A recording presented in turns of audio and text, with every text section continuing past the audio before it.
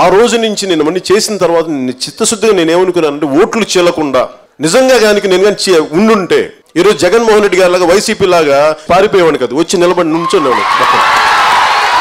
ఒక బంగారం లాంటి అవకాశం ఈరోజు నేను రోడ్ల మీద కూర్చొని పోరాటం చేయాల్సి వస్తుంది. అదే నేను కంటెస్ట్ చేసి ఉంటే నాకంటే ఒక 10 మంది ఎంపీలు ఉండుంటే ఆపేసేవాడు.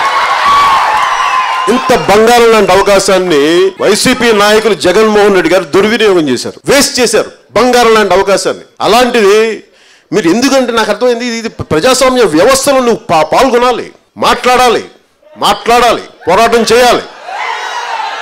నాకు మనం అడుగుతున్నాను, ఎవరో రేపొద్దు నీకు ఎలక్షన్ ఒక్క సీటు కూడా రాకపోతే నేను ఒక్క నీళ్ళు అసెంబ్లీలో ముందు కూర్చుంటా, బయటకు వెయిట్ చేస్తా.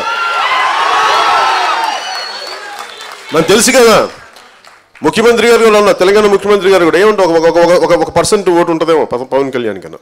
నేను కూడా 1% కాదు, ఒక్కడున్నా కానీ వస్తాను బయటికి, 1%.